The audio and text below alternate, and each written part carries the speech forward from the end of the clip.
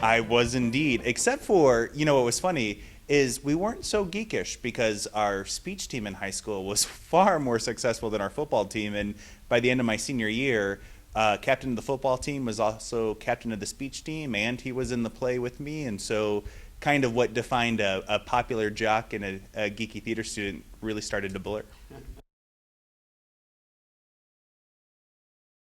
I ended up in Los Angeles for 8 years, and I did some theater out there, and I ventured into the whole. I had an agent who happened to be actually from St. Louis. She was fantastic. She got me into auditions far bigger, probably than I should have been in, at least at that first initial stage. And I had some great experiences, from crappy horror films to going in for a pilot for a TV show that starred LL Cool J, which I did not get, but it was really a fantastic experience to be with that level of actors in that city. It was really an exciting few years. Oh. Well, it's really funny. When I lived in St. Louis and I did college and theater and stuff, theater was such a passion of mine. I loved it, and I still love it.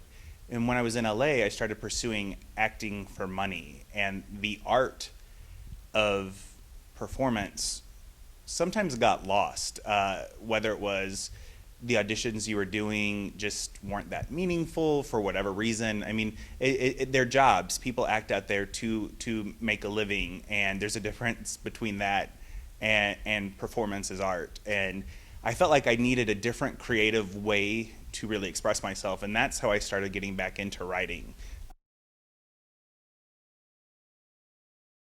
I'm pretty much a believer that the more the more opportunities to submit to, the more chances you are that somebody's going to like a play you do. Just like acting, you get a lot of rejections. If you send out 30 plays in 30 days, you're lucky to get, I think, a bite and to get a production or a reading. And so it's really exciting. Like every time you get one, it feels like such a huge success. And when 2 or 3 hit from the same submission binge, it's really exciting.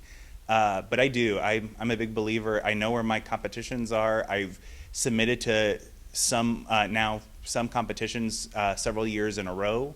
And I think also it's not even just submitting to opportunities to get performances. I think that's how you build relationships with theaters. And ultimately, if you win a competition 2 or 3 times and you get to know those people, chances are they're going to be more open to reading one of your full-length works that have not yet had a production than a theater who's never heard of you.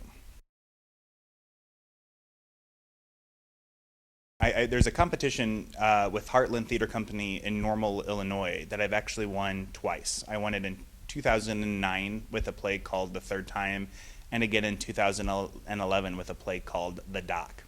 And in 2009, one of the things that you win when you win this particular award is you get a session of the 3 winning playwrights with the playwright in residence that helped adjudicate your plays. And they talk about the art and the business of playwriting. And you really get a lot of invaluable insight. But the first time I actually thought, wow, I think that I might really be able to do this, was at the first staged reading of that first show, when I sat down to a full audience, and all of a sudden I had the butterflies and the sweaty palms and all of those things that happen, and I wasn't getting on stage, and instead I was actually sitting amongst the people who were going to either laugh or not. And then the first laugh came, and there was a sigh, and laughter continued to roll along, and all of a sudden I felt like, okay, this night was a success, and it became a little bit of, now I want this again. I want this feeling. Making people laugh. It was really a different level of nervousness, but something I was really excited to experience. Yeah.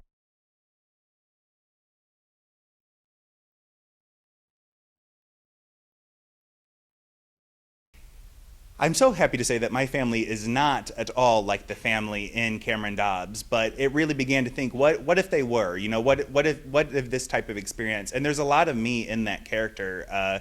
He collects vintage Star Wars toys. I collect vintage Star Wars toys. Some people think that's geekish. I think it's super awesome, but there's a lot of me in that character, and I could really relate to his journey, even though my 30th birthday was a very different journey, but it definitely spawned from that.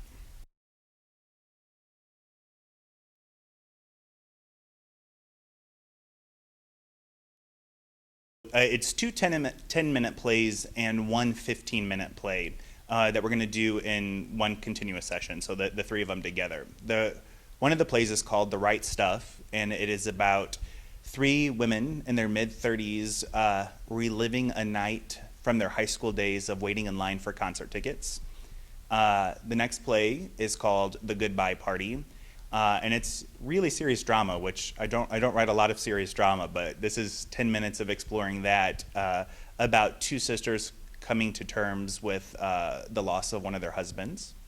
And the last play is called The Third Time, and The Third Time happens to be a play that won the New Plays from the Heartland competition in 2009, and it is about a guy who is going to a fertility clinic to do what guys do at a fertility clinic, and what that experience is kind of like for him, and actually some of the pressures that he feels from having to be there, and what that means for his impending parenthood. And it's funny. It's not at all serious, but it broaches some serious topics, I guess.